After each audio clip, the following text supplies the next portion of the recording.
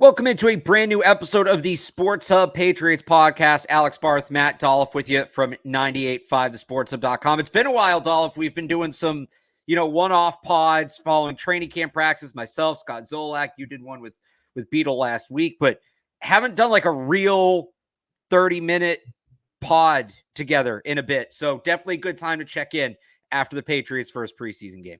Sure. Yeah, no, we've been busy, Barth. Feels like it's been almost every day we've been schlepping down to Foxborough.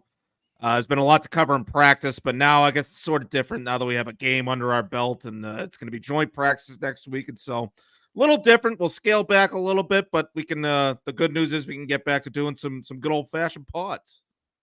And we certainly have a lot to talk about today. One way or the other, we were going to have a lot to talk about. I thought we'd get to come on and kind of break down Drake Maye's performance and what he did and what we saw from him. Didn't see a ton. One drive, 6 plays, really only threw the ball down the field once, and that was incomplete. A little high, little drop-ish from Jalen Reagor. He hit, I think it was Antonio Gibson, right, on a screen on a third and long on his, I would call his best completion of the night. He did have, although it was a screen, he had some pressure in his face from Vidarian Lowe. We'll get to Vidarian Lowe. Threw another check down on another third and long to Kevin Harris. Did get set back by some penalties up front, but the bigger story, or I guess we could just real quick, your thoughts on Drake Maye from what he did last night. I thought he was fine. It was more or less what we've seen in practice. There wasn't anything groundbreaking from his performance to me. Yeah, no, I mean, it's not like we have much to go by, right? It was like 7 snaps, something like that. And yeah, I thought he looked fine. Like there was nothing really bad unless you want to nitpick little mechanical things. Dan Orlovsky, I thought, posted a really good video on Twitter where he's just breaking down the little mechanical things and his dropbacks and his handoffs. And it's like, that's all we have to go by. But overall, I thought he looked fine. And like, we were worried about how it was going to look just operationally coming in and out of the huddle, calling plays at the line, and just how it was going to look as just overall as a group. And like, overall, I thought it looked fine. And that incompletion of Reagor, I mean, I think that was catchable. I think, a better receiver comes down with that ball. I know it's not a perfect throw, but it's in the rain. And, he did have pressure in his face. He had pressure in his face on every drop back. So, I mean, I know we can get into the offensive line. Excuse me. On the last completion, it was a check down. And it was interesting that Drake Maye said after the game, I wish I sort of pushed it past the sticks there, because every other receiver went past the sticks. The game film showed that, everyone was pretty much covered there. So it wasn't the worst decision to check down there. It's not like the game was on the line or anything like that. Right. So I think it's good to see a young quarterback, especially a guy you would expect him to take more shots down the field, to make a good, sound decision, go with a safe play there. So, I mean, I didn't have much of a problem with the game that he had. And I'm bloviating on 7 plays here. We're both sitting there. I think all New England is sitting there wishing that we got to see a lot more of Drake Maye, but I think that, we can get into it, but I think that just sort of stems from other problems on the roster, which we can get into. But overall, Drake Maye individually, I thought looked fine. Yeah, I think the usage is the story. Only one series, and Gerard Mayo said after the game, at least part of the reason for that was the offensive line and an ability to protect him. And he said those reps can change, and he pointed to Maye's had a lot of reps in practice, and his role might increase with the Eagles coming in. And I even said going into the game that the offensive line was going to dictate to an extent how much Drake Maye played, because you have to be able to keep him upright. But to be that preventative about it, I was thinking, all right, play him for a quarter, and if you're holding up, you maybe give him a drive or 2 more, not only play him 1 drive. One, it tells us what the Patriots think about their offensive line, at least as it was constructed last night. But most of the unit played last night. Most of the unit was healthy. They are not big believers in this offensive line, and that's not good. And also, look, you need to balance that. Maye does need to get reps. And I'm somebody who's knocked the offensive line probably as much as anyone. But you still got to put him out there, and he's got to learn, and you got to figure out a way to get it blocked. You can't just throw your hands up and say it's not good enough. So I was pretty surprised by that last night. I get practice reps are important. I do, but I think those game reps are more valuable, especially for a rookie. And I hope they give him more chances down the stretch next couple games here, because it doesn't seem like he's going to start the regular season. And based on last night, they're really ready to take their time with him, which if he needs that, I think is good. But it's all the more reason, get him the reps now while you can. So Yeah, I was, and then to play Zappy as much as they did, I think if you're going to do that, why not, again, give a rookie, Joe Milton, more opportunities? I was pretty surprised by the quarterback usage last night. I didn't love the plan. Yeah, I mean, yeah, clearly they're not feeling too great about the offensive line right now. Drake Maye said this morning in his Zoom call that it's still under construction. So I think especially I think the interior is pretty much settled, but the tackle position clearly isn't settled. I thought Lowe and Okorafor both didn't have good games when they were out there. They were only out there for those two series basically with Brissett and May, but the pressure they gave up, and they had one good run. And other than that, it was sort of short gains, stuffs at the line. So, I mean, I didn't love the way that the tackles looked in that game. I thought Caden Wallace had a decent game. He was in there a lot. He played left and right tackle. Calvin Anderson was a little up and down. He had a penalty. So, I mean, I get it. I get that they don't feel great about the offensive line, but by that logic, then play the offensive line. Get them game time together. Get them the work. I think they need the work as much as anybody right now. And they need to get as much on tape as they can to figure out what they have here. And I'm wondering if Mayo really even cares about the preseason that much. Maybe, or even just that one. Maybe it's just this one game. He didn't care about that much because the way he described it last night was, I just wanted basically that they wanted to get Brissett and May in there for one series each, get their feet wet a little bit, and then have Zappy and Milton finish the game is the way he described it. So it's let's get Zappy in there and get this game over with. Let's get the hell out of here and go home and get back to practice. And Mayo said earlier this week that, nothing's more important than what we do in practice. And so, look, that's his philosophy. That's fine. It's just frustrating to come out of a real game situation and not be able to see as much of, especially Drake Maye, but that offensive line too, get as much work as they can. And I just don't understand the logic of not playing Drake Maye a little bit more. If you have to play him behind the starting offensive line a little more, then just play that whole unit a little more and put in the backup receivers if you need to. Javon Baker is a guy, for example, that's played a lot with Drake Maye in practice. So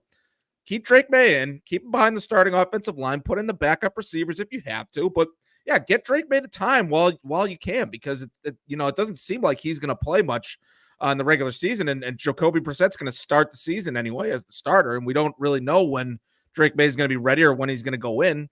So they should have gotten him more time while they can. I don't understand why they had to play Zappy as much as they did, and I get that maybe playing him in the second half. At that point, yes, let's get out of here. Let's get this game over with. And let's give the third and fourth stringers chances to, make plays and give themselves a better chance of making the team. But other than that, I just don't understand the logic of especially playing Zappy as much as they did. Well, look, I'll say this as it goes to the offensive line. Yeah, the plan was to essentially just run out the clock. Zappy's the guy that you put in there to take the beating. No offense to him, but he's he's not a developmental quarterback and he's not the starter. So I always like Bailey Zappy, but it's just what's his place on this team? That's why I don't understand why they're essentially playing him so much. 8 innings in the preseason. Essentially, I'll say this on the offensive line. You mentioned you want to see more of those guys. I think I've seen what I need to see from Vidarian Lowe. He struggled last night. I mean, just every snap getting pushed back in the quarterback. I'll say this for Jacoby Brissett. We're not going to break down a ton of Jacoby Brissett's game. He sprayed the ball when he threw it, but I thought he did a good job navigating an ever-collapsing pocket, and most of that was coming from the left side. Vidarian Lowe, based on last night, does not look like an answer to me. There's going to be a lot of talk about when does Drake Maye play with the ones. I want to talk about when does Caden Wallace play with the ones, which he did very briefly at the start of padded practice before going back. It might be time to put Caden Wallace back there and see what he can give you at left tackle, because Vidarian Lowe looked like he looked last year. And look, I think Vidarian Lowe is a serviceable backup swing tackle. He's not a starting left tackle, especially for a team that has a question at the other tackle spot as well. Because Chuks Okorafor, that was a bad penalty last night. He did look great at times. I'm not sure this is how you meant it, but Vidarian Lowe is a good backup swing tackle, as in a backup to the swing tackle, which it should be Calvin Anderson at this point. Well, Calvin Anderson didn't play great last night either, but they've got to try tackle. They got to try something else at left tackle. Vidarian Lowe's not the answer. I feel comfortable saying that at this point. Yeah, no, it felt like the line was solidifying for a few days there when they had Caden Wallace in there at left tackle and they had Okorafor at right tackle. It felt like they were sort of starting to gain some traction. So I'm wondering what happened with Caden Wallace, where they decided they have to bump him back down to the backups. He has a lot to learn. Like maybe it's the run game, maybe it's the sort of run fits, that sort of thing. But because I was watching him as closely as I could, Caden Wallace last night, and when he was at left tackle anyway, I thought he sort of had issues in the run game. He was letting the guy get inside leverage on him, which is you could tell me, you can speak to this better than I can, but that sort of speaks to a guy moving from the right side to the left side and having to adjust playing that other side. He was letting the guy get inside on him, and like I think that led to a lot of short gains.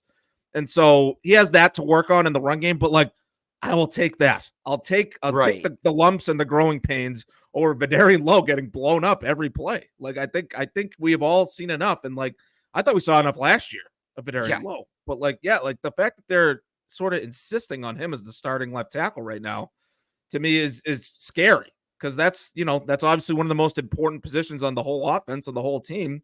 But like I don't want to dump on Vidarian Lowe too much, because it's not Vidarian Lowe's fault. He's not his fault guy. It's not his fault that he's in this position in the first place, that they didn't invest enough in left tackle in the offseason to have a better, more reliable option in there at left tackle. And I think I thought maybe that they invested in that spot with Caden Wallace, because they've been saying they're confident that he can make the switch from right to left. But like you wonder, when's that going to happen? Like it happened for a couple days, and I thought that's when they were sort of starting to figure something out. But maybe we'll see a change this week. It'll be interesting to see what the starting offensive line looks like, and especially in the joint practice against the Eagles. I would hope so. I hope they go back to it this week. I think you should have seen what you need to see. And I don't know that Wallace will work at left tackle. I've been saying this. Said Zunzolak and Bertrand yesterday. Will Campbell, LSU, that's the guy to watch. Like the long-term left tackle answer is not here. He's in the draft. We're talking top 10 pick, that guy? Yeah. Like they had to draft him with the first round pick? Yeah. Will Campbell, LSU, Kelvin Banks, Texas. Those are the two names to know. Okay. So the long-term answer is not here. Does Caden Wallace get you to next year? Because I think he's ultimately a right tackle. Can he give you something at left tackle and move him over? But there's an unknown there. There's at least potential to tap into.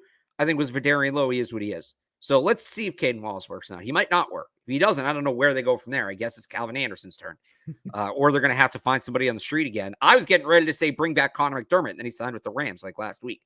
But yeah, the answer's not on the street. They're just going to have to figure it out with what they have, unfortunately. Or just get by. They might not figure it out. They may just have to get by. But yeah, get by as well as you can. Keep your quarterbacks alive. Not an encouraging night for the offensive line last night. One more on the quarterbacks before we move on, Matt. Joe Milton, Bazooka Joe. Guy. I thought he looked good. I thought he had a solid night. His mechanics definitely look cleaner. You can tell Alex Van Pelt is, he's putting the work with Alex Van Pelt. The touchdown throw in the pocket, hits the back foot, lets it go. All that. Obviously the run was something. Now I don't know that he's doing that against first stringers, but it certainly was. That was fun. Certainly a play. Now I'll say this before everybody starts, doing cartwheels on Milton Mania. The question. Too late. It's already happened. I understand that. I can't wait for 2:05 when they release the Hounds today. It's going to be an all timer, but it will be an all time series of calls and takes. So look, I'm actually going to reference a tweet by Albert Breer, because I thought he made a good point. He maybe did it in a little bit of a condescending way, but I know where he's coming from. God. That's such a DB way of saying it. Breer tweeted last night, New England's collective lack of college football knowledge makes him the ideal mark for Joe Milton Mania. Now, look, again, a little bit of a condescending way to put it, but as somebody who every time I try to tweet about college football, even in context of the draft, nobody cares. Inferior product. It's only a big thing in the South. What are you, a redneck? Like, no, you people don't get to bitch about being called out on for not watching college football. You're very proud of the fact you don't. If you want to be able to complain about tweets like that, tune in. Watch the games. It'll be worth it for you. It's a great product. I've been trying to tell you guys. But anyway, the question was never Joe Milton's physical abilities. His physical traits are elite. He has some first round type physical traits. We always knew that. So when you see something like that, people who didn't watch Milton in college see something like that and think, how is this guy a 6th round pick? The Patriots struck gold. The thing with Joe Milton was never his physical ability, it's his consistency. He never did that. He would do it in college. He did it consistently enough where he would earn starting jobs at Michigan, at Tennessee, but he never did it consistently enough to elevate the team, justify the hype. He transferred out of Michigan because he won the starting job and then lost it. Tennessee, he had the starting job. He got hurt, but they stuck with Hendon Hooker instead of going back to him. He ended up being a 6th-round pick. So it's great to see Joe Milton do that. And I think he brings something, and I do think he's an NFL quarterback, and I think he has a role here. I'd love to see them use him as a kind of package player. But let's not get caught up. That's one half of Joe Milton, what we saw last night. The big question, with Drake Maye, it's can he read a defense? Can he tighten up his mechanics, his accuracy? But with Joe Milton, it's just what we saw last night. Can he do it again and again and again? Can he do it in practice? Can he do it in the second preseason game? Can he do it in the third preseason game? And you're not going to know until you know. But over his career, he's proven to be non-consistent. Maybe the Patriots have the answer. Maybe Alex Van Pelt's the quarterback whisperer. But individual Joe Milton clips have to be taken with a grain of salt because his biggest issue is consistency. And you're not going to get that answered in one game. Yeah, quickly, Barth. I have a developing thought on Joe Milton. Yeah. I would have loved to see Bill Belichick work with this guy. I would have loved. I don't think he would have. You don't think he would have drafted? I'm just saying, if say Bill Belichick drafted Joe Milton, took a chance on him, maybe Bill could have been the guy to get that consistency out of him. That's just a side thought. Excuse me. Yeah. No. Look. The physical stuff is obvious. I don't love talking about physical stuff, mechanical stuff, because it's sort of obvious, especially when you're a high-end talent and you have good arm talent and all that. I'm big on intangibles when it comes to this position. And to me, what stood out to me about Joe Milton is I love his makeup. I love the way he carries himself, the way meeting him when he talks to reporters, and just he carries himself like a potential franchise quarterback. And so I look at this guy and it's you got the size, you got the arm, you got the makeup. Can you figure out how to play football at a high level on a consistent basis? And it's been a long time in multiple schools and multiple programs. And I'm not sure that Alex Van Pelt or Ben McAdoo or those, or even Drake Maye are the guys that can sort of unlock that. But I think Joe Milton has shown us enough that he's worth holding on to, developing, seeing what happens. And Drake Maye pans out, still keep Joe Milton. He's your backup. That's your 2 quarterbacks for the next several years. And maybe Drake Maye goes down one year. Drake Maye's their guy. He goes down 1 year. Joe Milton comes in and all of a sudden he looks like a real quarterback, and he does it a little more consistently because they put the time in, they put the work in. He's willing to put the time and the work in. And he shows those intangible qualities off the field that I do like about him. And we've seen a lot of guys that have the talent but don't have the makeup. And so that's why I am intrigued by Joe Milton. I know you insist that I'm just caught up in the Joe Milton experience. I'm in stage 2 of 5 or whatever of the whole Joe Milton experience. And I'm sure I'll come crashing back to earth at some point on that. But I've seen enough from Joe Milton that I hope they keep him around and develop him and just see how it goes.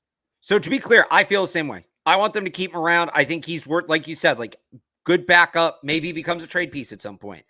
I just want people to understand what they watched. And there was never a question of whether or not he could do the things he did last night on an individual play-by-play basis. It's can he string those kind of plays? Can he string those kind of games together? On the off chance he does, the upside's tremendous, which is why you hold on to him and why you give him a shot. But it's not like he's 21. He's 25 and he's had these issues for a few years without showing much development. But if they're the ones who figure him out, like you said, he has the makeup of the mental makeup of a franchise quarterback. Absolutely. The way he carries himself, fantastic. And he's got the physical traits. You just watch him play football. He just needs to do it consistently. So yeah, that's a quick thought on Joe Milton. Talked about the offensive line. Let's move on to the wide receivers. Just a quick thought on the rookies, because I don't know that we got a ton from them last night. I think you kind of saw from the rookies last night what you've seen in camp, where Jalen Polk was just kind of steady, got open in the intermediate parts of the field, caught the ball that was thrown to him.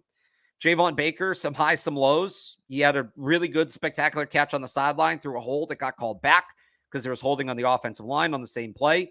you got the spectacular catch from him, and he maybe misplayed some balls in the air. I don't know if you feel differently, but the rookie receivers to me that's what we've seen in camp from those two guys. Yeah, no, I mean, Jalen Polk almost felt like he went under the radar last night because he's so steady and he doesn't do anything too flashy. But I feel good about Polk going forward. I think he's going to be a guy that, shows up every week and, at least gives you a baseline of production. Like, I feel like they've hit on that pick in terms of they have a good NFL wide receiver who's going to produce. Baker is the one that is more sort of boom or bust to me. Like, obviously not a bust. But he's just been sort of up and down. He makes these eye-popping catches. It was like a one-handed catch he made, right? That got called back due to I believe a Calvin Anderson penalty, holding or it was a start or something like that.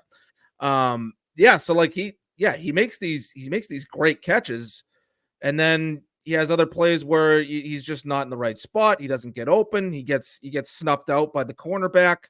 And so, I would love to see more consistency out of Javon Baker. And look, maybe I'm asking too much because if he was consistent at playing at the highest level, that he'd be a star receiver. He wouldn't have been a 4th round pick. But Baker sort of up and down, hit or miss. I would have loved to see that one zappy deep ball be a little more accurate, give him a better chance to go up and get that ball.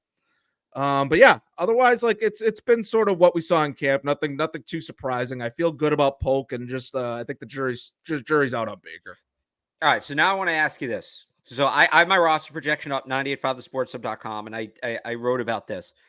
To me, going in last night, it's starting to trend more and more like Kendrick Bourne's going to start the season on the PUP list. So if they're going to keep 6 receivers, there's 2 open spots to me between 3 guys: Tyquan Thornton, Jalen Reagor, Kayshon Boutte. Factoring in last night, because I think that game holds significant weight, who of those 3 get the 2 spots? Now, I feel like I'm leaning Kayshon Boutte over Jalen. I think Tyquan Thornton's in. I think he's had a good summer. And so as long as he's healthy, I think he should be in the way he's played.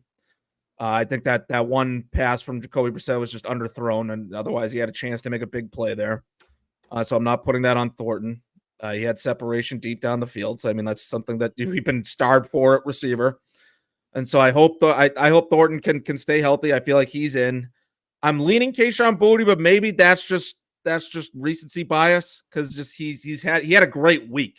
He had a couple 2 or 3 great practices going into this game, and then he had a good game. And so he's made a lot of good hands catches. He's shown good hands, which is another thing that we've been waiting to see out of a Patriots wide receiver. And so I wonder if Boutte is sort of making real headway over Jalen Reagor. Jalen Reagor, to me, just has shown more versatility. They tried to use him as a punt returner. He didn't have a good punt return. He lost yardage, and he's got more speed. And I think he has more of that big play potential, sort of like Thornton does. And so maybe they still lean Reagor because of the speed and the versatility. But Kayshon Boutte's been outplaying him this week. So if I'm picking two out of those 3, I'm leaning Kayshon Boutte just the way he's been playing this week. And Reagor, I think, has sort of taken a step back, but we'll see how it goes the next few games. We'll see how it goes in the joint practices and all that. But I wonder if Mayo is thinks like Belichick in this regard, where he values the versatility and he likes Reagor in the return game. And so that's where he leans, but I'm leaning Boutte and Thornton out of those 3. So Boutte, I think, has done a great job. And I said this going into camp, and here comes that word again: consistency. That was the one thing he needed to prove, and he started to do that. And didn't have a great second half last night. Misplayed a deep ball from Bailey Zappi on a 3rd down. Not the one you were talking, or that was to Baker, but misplayed a deep ball from Bailey Zappi last night. Then had a drop from Joe Milton. But I thought overall more positives than negatives from him last night. I had Reagor over Thornton, though. I just think, and I know he got open deep last night. Yeah, but I just think the injury is a reminder to the coaching staff that, can you count on this guy to be available, be around? And he's probably a guy that can get to the practice squad. And it's not and if he does, I think he'd be a guy that could get back to the roster definitely at some point. But Reagor gives you a special team value. And it's tough to give a guy a roster spot that you don't know that he's going to be able to hold on to it. So that's for now, but it's the preemptive cut, the preemptive pre-injury. Yeah, is what you're talking about. You think Reagor is not a guy that could make it to the practice squad, because this is maybe because he's a former first round pick, No, and like guys I might think just see the upside and try to gamble on him like the Patriots did? I think they both could, but Rager's going to give you special teams ability. Thornton's not, and that's kind of I still think that's the tiebreaker. Okay. So Yeah, that's I wouldn't why be surprised if that's how it went. Yeah. a couple more quick thoughts on the offense. I don't think so. I think Kevin Harris is going to be third running back just based off the way they used him last night. He was very involved. I don't think they're going to keep 4 running backs. Terrell Jennings should get on the practice squad. And, if guys start to get banged up, a guy that could get up to the roster this year, he runs with so much energy. He's a great watch. There's an up for a depth spot on the roster. I guess we'll do it this way. I'll give you a down for a depth spot on the roster. To go back to my roster projection, I had the third tight end as TBD. It's clear they want a blocking tight end. I've talked a lot about Mitchell Wilcox as being a guy that I thought he was going to make the team because he was out there. They were giving him the opportunities. He has not capitalized on those opportunities. I know he's a blocking tight end, but the drops are more of an issue than they should be, even for a blocking tight end. And he hasn't looked that great as a blocker either, frankly. So I don't know. Jacob Warren hasn't really shown me anything. Jaheim Bell's not a blocking tight end, but just for that third spot, I still think he's playing catch up after missing time at the start of camp. He's probably a guy that starts on the practice squad at this point and moves up. They did this last year. They went out and got Pharaoh Brown, who was supposed to be a blocking tight end, ended up being like their best deep threat. But I would not be surprised if we see Number one something. receiver. Right. I would not be surprised to see something this year. Henry's going to make it. Hooper's going to make it. Those guys are safe. I don't know, Matt. You tell me. I have not seen anybody else on this roster that I look at and I say, yep, that guy's earned the third tight end spot. I think that's a place where they look elsewhere and bring in a veteran during or after roster cuts.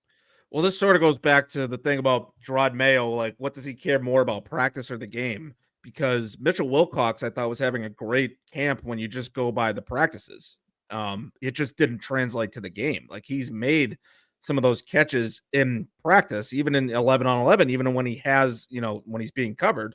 Like, he's made some plays offensively as a pass catcher. And yeah, like the blocking part, like nobody's really sort of stepped ahead of anybody else other like beyond the first two obvious top 2 tight ends. Like, yeah, nobody's really pulling ahead of the pack there, especially when you factor in the game between Mitchell Wilcox, Jacob Warren, Jaheim Bell. I'm not sure if you mentioned Michael Petway. He had a penalty last night. Yeah. And so I'm not He sure if also any of those blew guys. he blew the block on the big. He comes back and makes a better block later in the play, but on the Joe Milton big 12-yard scramble, Petway just gets blown up off the ball, and that's why that whole play happened. Yeah, like look, if they need logically you would need a blocker for that third tight end spot because Henry and Hooper are pass catching tight ends primarily, right? And they're going to use them as blockers because they want to run 12 personnel and they want to probably be able to hit them in the play action passing game and all that. So if you want a blocker for that third tight end spot, like I'm not sure that anybody on the roster has really solidified their spot there. Maybe it's still Wilcox just based on how he's practiced compared to how he's played in the game. But yeah, no, they might have to go the veteran. They might have to get a veteran off the street or make a late camp trade or bring in someone that gets cut late. Like they might have to make a decision there because nobody else is really, nobody's really seized that opportunity. Right. Which Wilcox is the closest thing to it, but last night I feel like damaged that. All right, defense. Not a ton from that group from last night. I mean, again, it's a lot of names we're familiar with and still sort of the same unit. One big standout, though, and he might have been the most impressive player last night for the Patriots. That was Jeremiah Farms. Literally defensive big tackle. Yeah, big dude. Great story, too. NAIA. I think he's played in 3 different leagues. When he signed here, they just needed somebody for depth on the offensive and defensive line on the scout team. He was playing both ways. And now he's poised to play a key role for this defense. Like, he's going to make this team. And he's good against the run, which you expect. I mean, that's kind of his game. But you saw him be really disruptive as a pass rusher. And it's against who it's against, right? The backups for one of the worst teams in the league. But the biggest thing they're going to miss with Christian Barmore is interior pass rush. And I don't think Farms is going to be Barmore. Like, he's not going to be in that territory. But to get something in that regard is encouraging. So I loved the game Jeremiah Farms had last night. Tristan Hill did a little bit of this as well. But yeah, Jeremiah Farms, the biggest takeaway from that game to me, outside of discussing the quarterback usage, was Jeremiah Farms looked like a dude. I didn't know he had that in his bag. Yeah, no, Jeremiah Farms is a guy that's been, patient. He was here two seasons ago on the practice squad and Yeah. didn't get into any games. Like last year, he got into some games, but he didn't play a whole lot. And maybe now that he's finally developed into something, and he's seizing the opportunity because they're the pass rush thing especially is huge because they're going to be without Christian Barmore for maybe the whole season. Certainly extended time. And so they're going to need someone to pop in terms of getting pressure up the middle like that if they want this defense to function as it would with Christian Barmore in there. And so, look, Jeremiah Farms isn't going to dominate a game like Christian Barmore could. Maybe he'll have a game here or there. But as long as he can consistently bring just that a little bit of a push up the middle there, that'd be a huge development for him. He had the sack that, it was almost a strip sack. They called it back, called it just a sack, but he got that initial pressure up the middle. And so that was great to see. It was good to see that he is maybe turning into something, and like maybe the Patriots' patience is paying off there. Elsewhere on the defense, I thought just a couple notable starters from last night's game. Raekwon McMillan started. That's usually a good sign for a player to make the team. The guy they've been high on, he's been hurt. Shaun Wade started at corner. Marco Wilson started at corner. All right, let's do this exercise again, like we did with the wide receivers. Okay.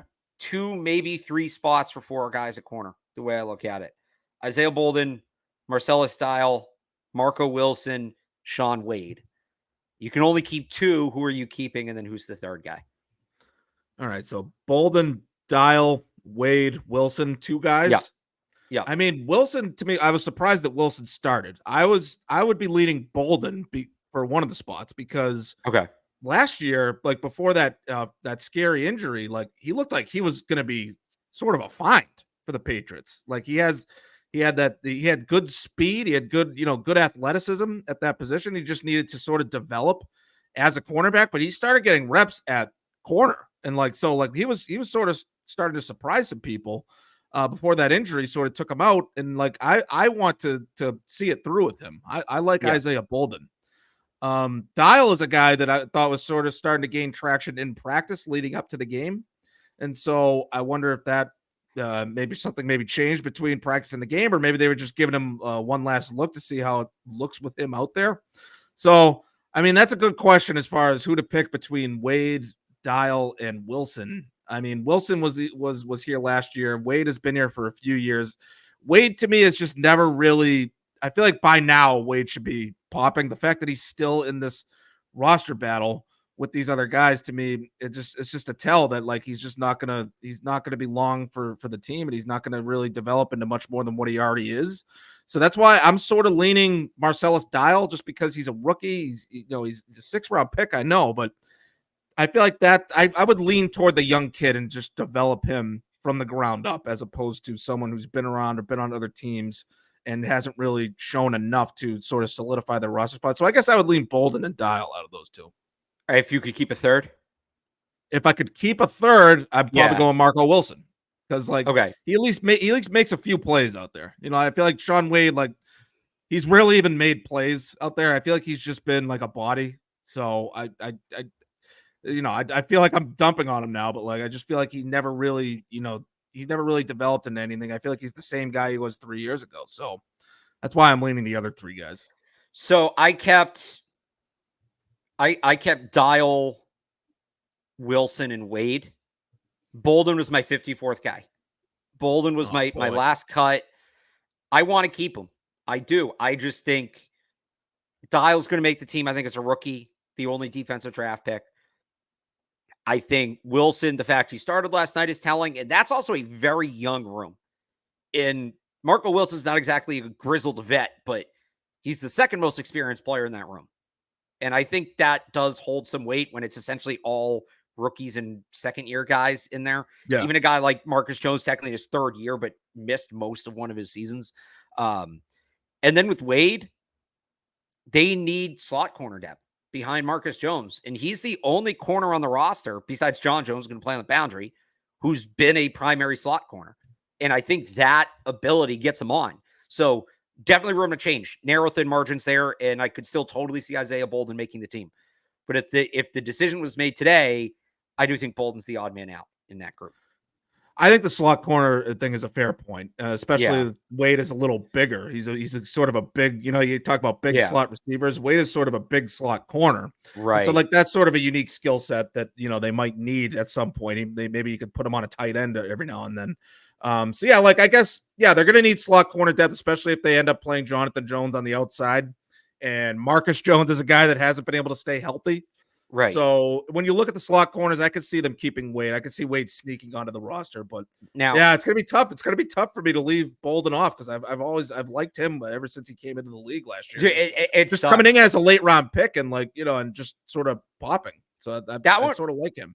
That legitimately hurt. Like I didn't want to leave him off. It's just the numbers. Now, let me say this: something to watch for here the next few practices as they go from just the basics to like actually preparing for the season. Let's see if it probably won't be Marco Wilson. Let's see if Marcellus Dial or Isaiah Bolden himself start repping more in the slot. Because if they do that, and it looks like they're getting one of those guys ready to maybe be that backup slot corner, I think that slot experience is Shaun Wade's biggest advantage right now.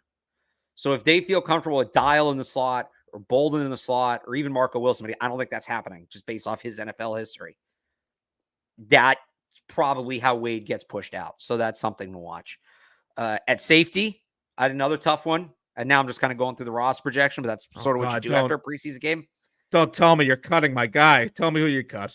Who's your guy? Who's your guy? You tell me who you're cutting, and I'll tell you. Josh Bledsoe? No. Okay.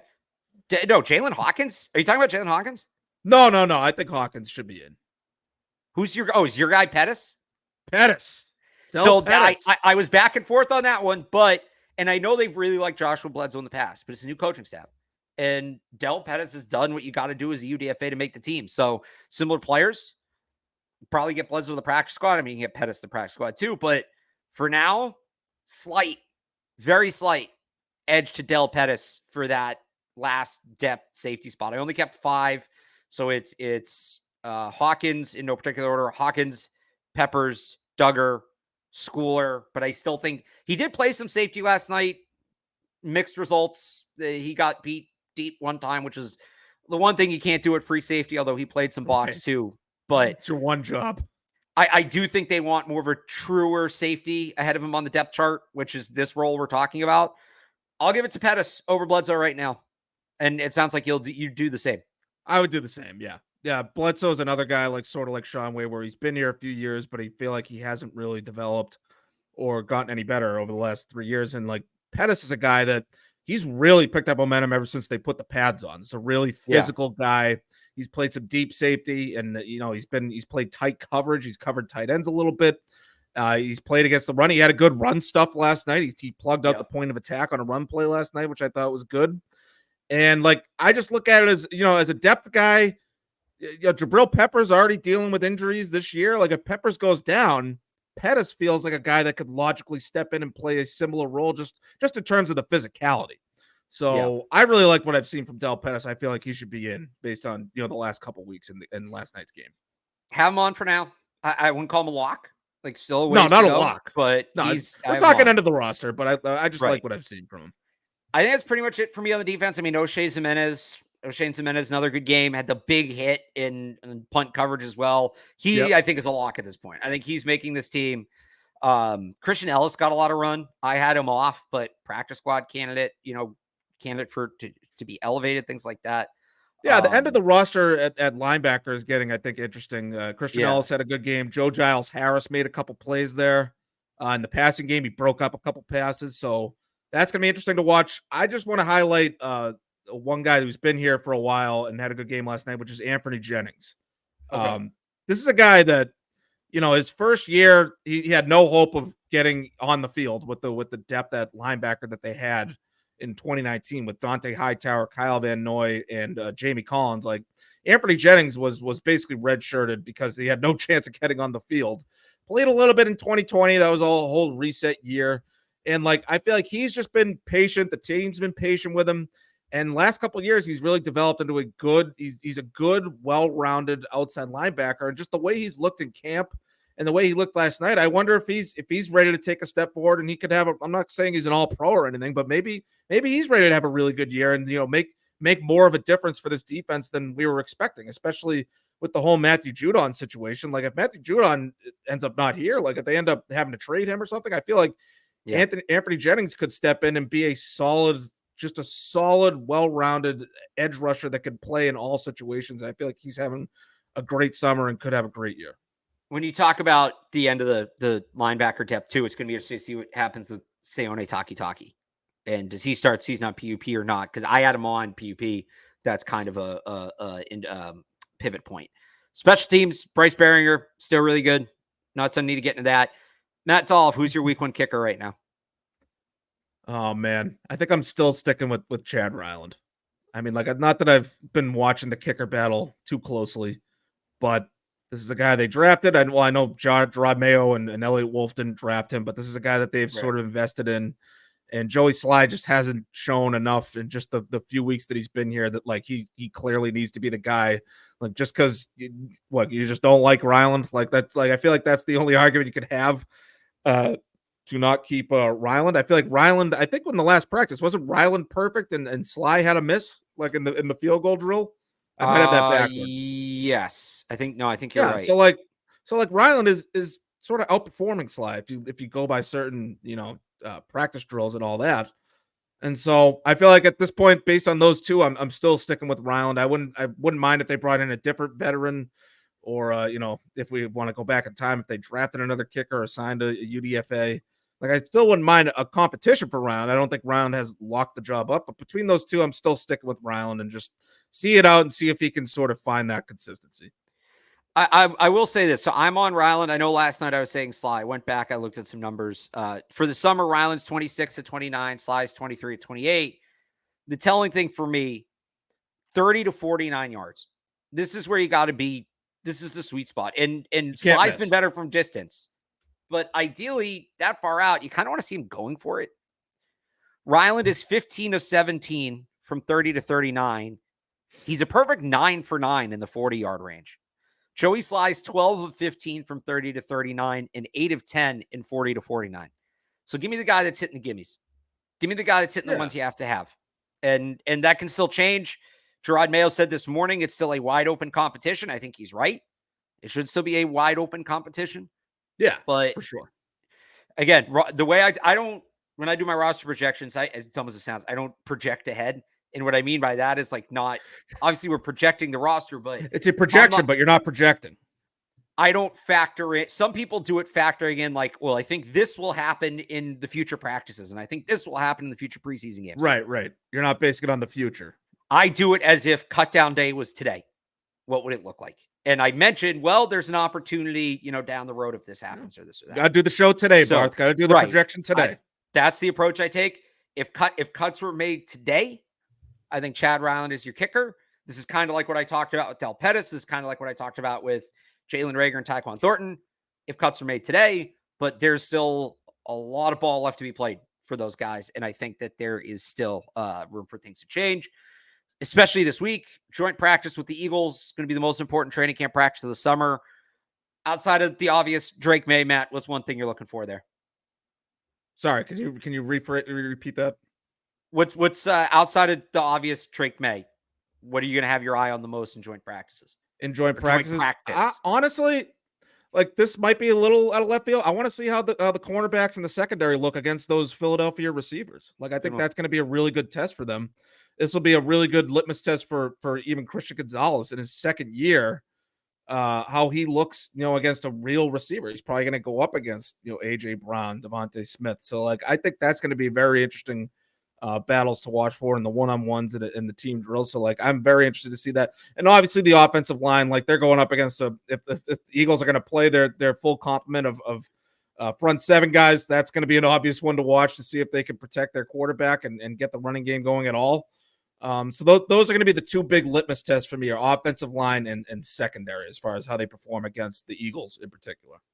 Just give me something new at left tackle. I don't even care necessarily if it works at this point. Obviously I do, but try something else. I just want to see them try something else. Cause if it's still Vidarian Lowe this week, that tells me that Vidarian Lowe's the guy this year. And I just don't, if that's the case, and they're going to be hesitant to play Drake Maye behind him, it changes a lot. So let me see them try something else to tackle. But that's it for now. We'll have plenty of coverage of that. 985thesportshub.com. Daily recaps with Zoe will return as well. Well, I don't know what we're doing Sunday. There's a practice Sunday. I got to figure out what the situation is going to be for that. It might be me and you, honestly, doing the recap for that. But we'll have plenty more on 985thesportshub.com again, and the Sports Hub YouTube page. And you can subscribe to the Sports Hub Patriots audio feed wherever you get your podcasts. You'll get this show. You'll also get interviews players do at the station. So make sure to check that out. Until the next one, for Matt Dolloff, I'm Alex Barth. Thanks for tuning in. Enjoy your weekend, everybody.